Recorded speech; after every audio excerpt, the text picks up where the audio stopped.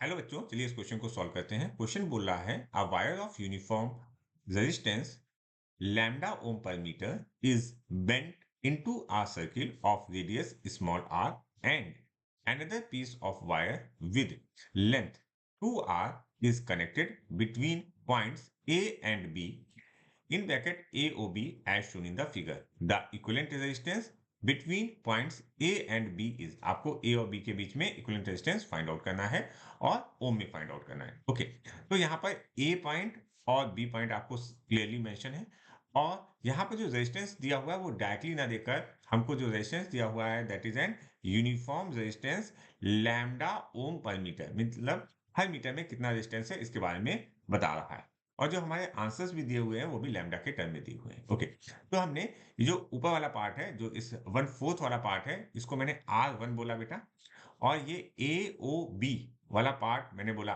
R2, और ये वाला पार्ट जो नीचे वाला पार्ट है दैट इज R3। इसको अगर हम जी ड्रॉ करें तो कुछ ये ऐसा दिखेगा, देखिएगा ध्यान से। ये वाला R1 है, इसके बाद ये R2 है और ये R3। मीन्स ये तीनों रेजिस्टेंस जो हैं वो आपस में कैसे हैं?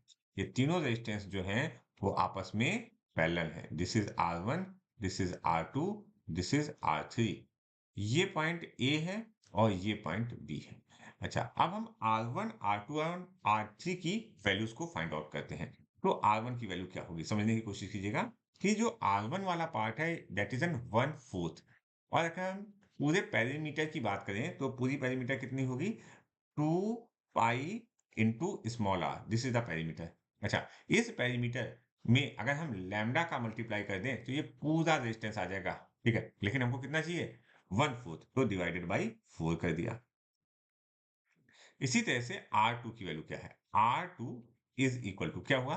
देखिए, ये वाला R है, स्मॉल आर, और ये स्मॉल आर, मतलब 2R, 2 small R into lambda.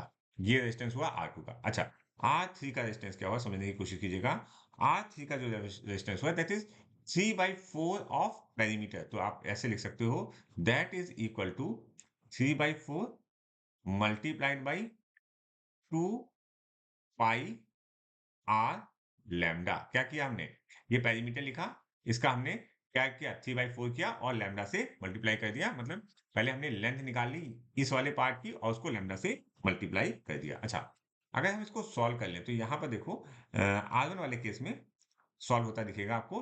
2 1 जा 2, 2 2 जा 4। ओके, तो ये R1 की वैल्यू जो आ गई that is R1 is equal to lambda pi R/2।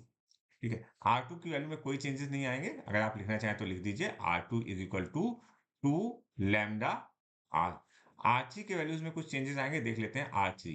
ठीक है, R3 की वैल्यूज में 2, 2 इन जा 4। अच्छा, तो ये वैल्यू आ गई 3/2 लैम्डा पाई R। ओके, अच्छा, अब हमको इक्विवेलेंट फाइंड आउट करना है। तो इक्विवेलेंट फाइंड आउट करने के लिए हम क्या लिखते हैं?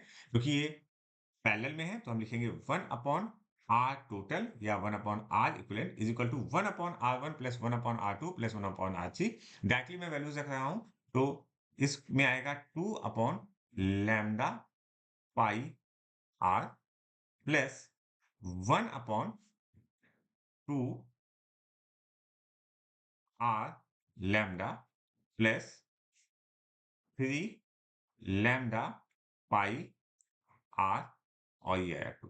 क्लियर होगी बात? अच्छा, अब इसको सॉल्व कर देते हैं अच्छे से। अगर आप इसको अच्छे से सॉल्व कर दोगे तो आपका आंसर आ जाएगा। तो हमने सॉल्व किया तो ये आया 1/r इज इक्वल टू हमारा जो वैल्यूज आएंगी दैट इज, देखो यहाँ पर 2 और ये 3। अच्छा, तो ये वैल्यू जो आएगी that is 6 lambda pi R. अच्छा, यहाँ पर 6 आ रहा है तो यहाँ पर आएगा 6 2 जा 12, तो ये आएगा ये 12 प्लस, यहाँ पर देखो आपको लैम्डा दिख रहा है, आर दिख रहा है, लेकिन पाई नहीं दिख रहा है, तो यहाँ पर आएगा 3 पाई।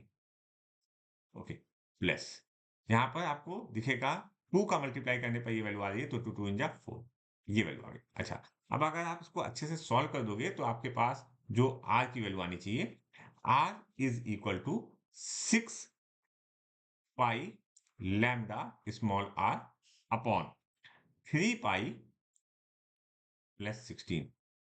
देखो यहाँ पर 12 प्लस 4 16 हो रहा है, तो 3 पाई प्लस 16 आ गया, और जो नीचे वाला टर्म था वो ऊपर चला गया क्योंकि ये 1 बाई आर में है। तो ये आर टोटल की वैल्यू जो आई दैट इज आर टी लिख देता हूँ। तो अगर हम चेक करें तो हमारा ऑप्शन 1 इज करेक्ट